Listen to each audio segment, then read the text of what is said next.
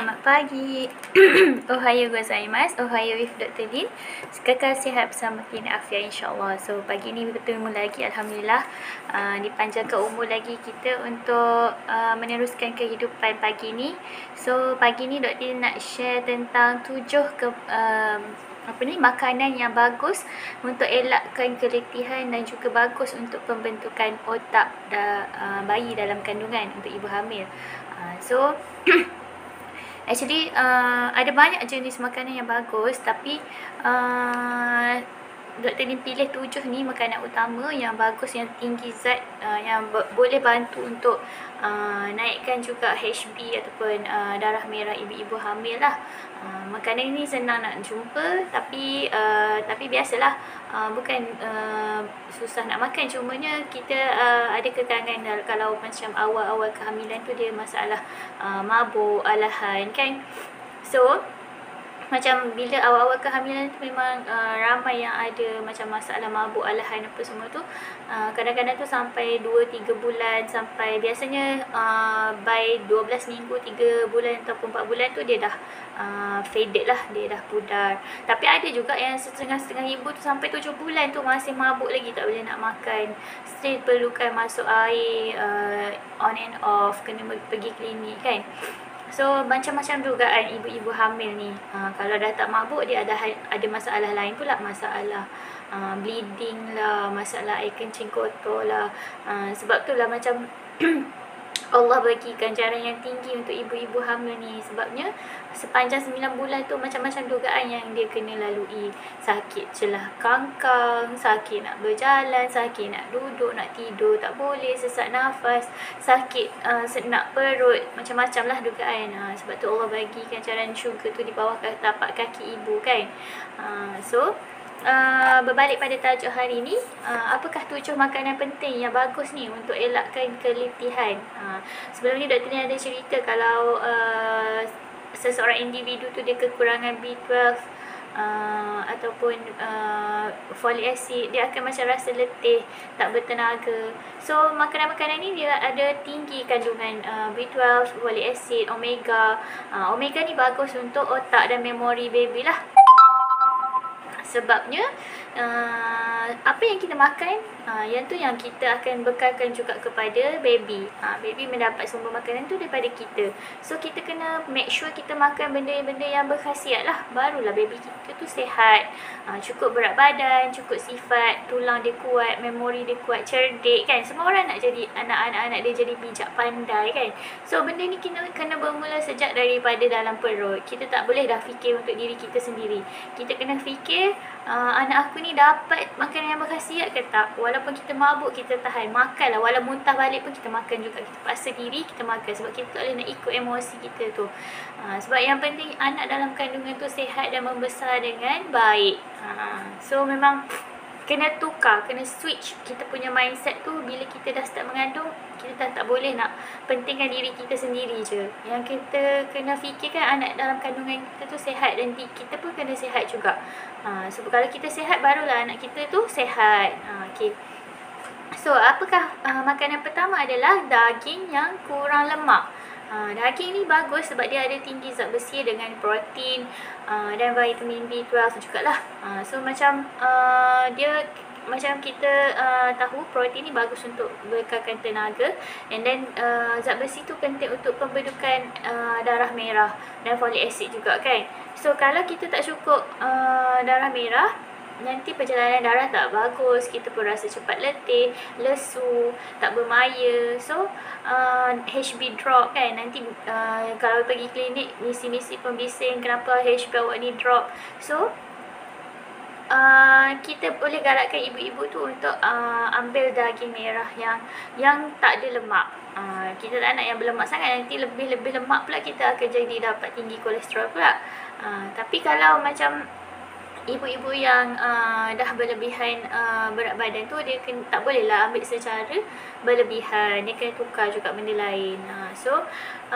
Tapi kalau ibu-ibu yang tak ada masalah berat badan, dia BMI dia okey, tak ada masalah darah tinggi, so kita galakkan dia untuk ambil daging merah.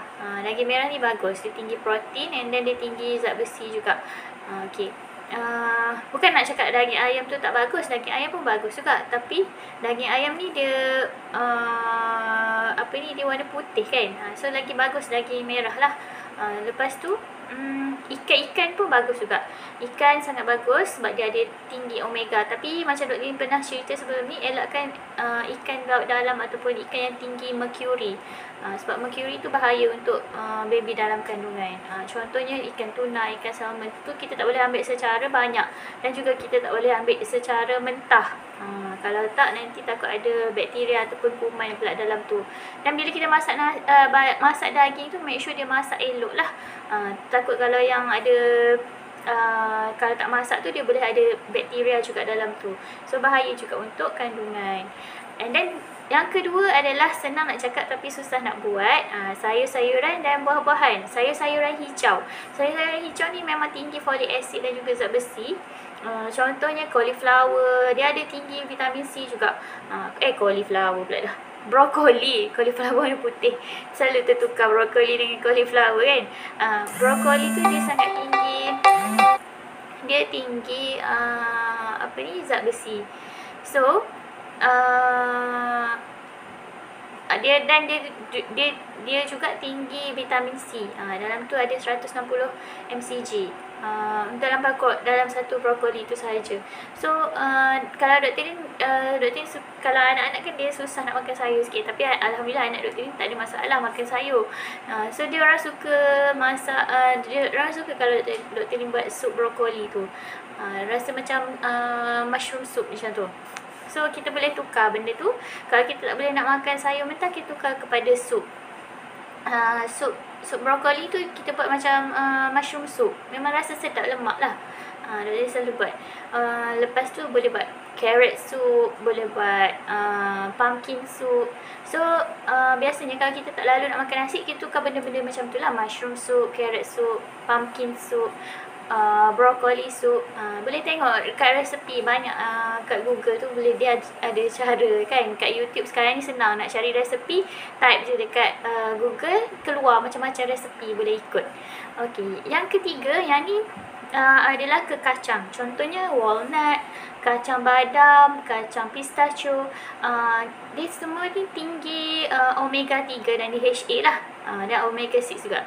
So bagus untuk otak baby. Kalau kita nak anak kita cerdik, anak kita bijak, so kita kena amalkan selalu dalam perut lagi. Kalau macam masa Dr. Lin belajar dekat Jordan dulu, memang heaven lah. Kacang-kacang ni kan memang kat Malaysia ni mahal kan.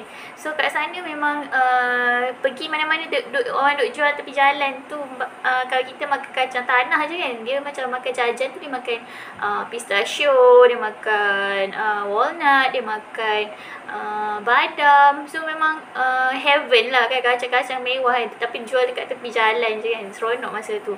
Lepas tu yang bagus diorang ni waktu breakfast, memang susu tepi jalan tu penuh lah jual. Lepas tu roti diorang punya roti tu ada za'atar. Roti za'atar tu dia bagus, dia ada bijian za'atar. Berarti tak tahulah maksud za'atar kot Melayu ni apa. Tapi dia macam sayur hijau herbs macam tu. Dia bagus. Memang diorang punya makanan ni memang sangat bagus untuk otak. That's why anak-anak dia memang sangat kuat memori. Kalau macam buku medik yang tebal-tebal ni, contohnya buku medik Dr. Lin ni, buku perubatan Dr. Lin ni diorang boleh hafal page to page. Boleh cakap je ayat ni, muka surat ni. So memang amazing lah dia punya memory tu kan. Memang kalau exam tu diorang kadang-kadang tu diorang boleh je score 100%, tapi diorang saja je nak buat salah satu. Macam aku tahu je jawapan tu, tapi saja je aku nak bagi salah satu, dapat 99%. Dia saja je, sebab memang dia punya memory tu memang powerful lah dekat sana. Sebab cara pemakanan diorang tu sihat. Diorang amalkan dekat roti tu, diorang letak minyak zaitun, letak herba-herba, kacang-kacang, pistachio, apa semua kan. Lepas tu dia memang sangat ambil banyak sangat produk tenusu. Ni yang keempat lah, produk tenusu. Contoh susu, yogurt, cheese, Sebab kita perlu dalam waktu kita pregnant, kita perlukan kalsium yang sangat tinggi untuk elakkan daripada kita jadi cramp, jadi sakit kaki, sakit tulang, sakit sendi. So susu tu dan kalsium tu sangat tinggi lah. Kalau tak boleh minum susu, tukar benda lain, yogurt ke, cheese ke, makanan-makanan yang dah diolah jadi kalau dah tak boleh minum produk tenusu tu, kita buat benda lain jadi susu strawberry ke, milkshake ke. So sebabnya memang kat sana memang kalau breakfast tu memang best lah, memang meriah breakfast tepi-tepi jalan tu. Dia orang jual tepi jalan susu, lepas tu susu fresh, and then dia jual roti yang fresh baru bakar, dia orang letak kat tepi tu. Lepas tu ada badam, ada pistachio, ada za'atar, roti cheese ada macam-macam cheese. Memang best lah masa Dr. belajar dekat Jordan dulu. Memang time breakfast Dr. Lin paling suka sebab memang rasa macam fresh. Pagi-pagi tu bau roti tepi-tepi jalan tu, bila kita jalan nak pergi college tu memang bau roti fresh, bau susu, seronok lah. Lepas tu dia suka makan ke kacang. Snack dia tak makan sangat macam kita ni, macam makan junk food, Mr. Potato ke kerepek-kerepek tu dia orang kurang, tapi dia orang banyak makan kacang-kacang, raisin, kurma. So memang bagus lah dia punya pemakanan tu yang patut kita contoh. Sebab dalam pregnant pun ni yang kelima Dr. nak sentuh, kurma dan raisin. Kurma dan raisin ni bagus, tapi orang kencing manis walaupun benda tu bagus, tak boleh makan secara berlebihan. Kalau orang kencing manis maksimum 3 biji lah kurma. Sebabnya dia nak kena jaga gula dia tu. Macam Dr. selalu tekankan, apa je makanan yang bagus ni, kalau kita makan berlebihan pun dia akan jadi tak bagus juga kan. Kurma kena hati-hati. And then yang produk yang makanan yang keenam adalah tadilah Dr. ni sentuh dia, susu, cheese, yogurt. So memang benda-benda tu bagus untuk kalsium yang tinggi, untuk pembentukan tulang baby dalam kandungan juga. So kita kena tukar switch kita punya pemakanan tu. Kalau tak boleh minum susu, kita ambil benda yang dia tu produk hasil tenusu. Contohnya yogurt tadi ke, kita buat sendiri ke, milkshake ke, kita buat sendirilah. Sebabnya kita nak kena kontrol dia punya gula. Sebab kalau macam tak boleh, kalau nak kurangkan gula, kita tukar kepada madu pula. Madu pun bagus juga. Dan yang makanan yang terakhir ialah ni yang air yang paling sedap dalam dunia bagi Dr. Lin. Air kosong. Air kosong ni air paling murah, air paling sedap. So air paling berkhasiat. Sebab memang waktu pregnant kita punya blood volume tu lagi tinggi, so kita lagi perlukan air yang cukup lah. Kalau kita kurang minum air, so kita akan mudah dapat jangkitan kuman air kencing, kita mudah dapat keletihan, jadi macam dehidrasi kan, kena masukkan air drip, semua. So kena minum air. Dr. selalu ajar kita ada semayang 5 waktu. Kalau waktu kita pregnant, kita tak ada cuti, so kita boleh solat. So apa kata kita minum segelas sebelum solat, segelas selepas solat subuh, segelas sebelum solat zuhur, segelas selepas solat zuhur, segelas sebelum solat asar, segelas selepas solat asar, segelas sebelum maghrib, segelas selepas maghrib. Dah cukup 8 gelas lah. Sebabnya requirement kita minum air adalah 8 hingga 10 gelas.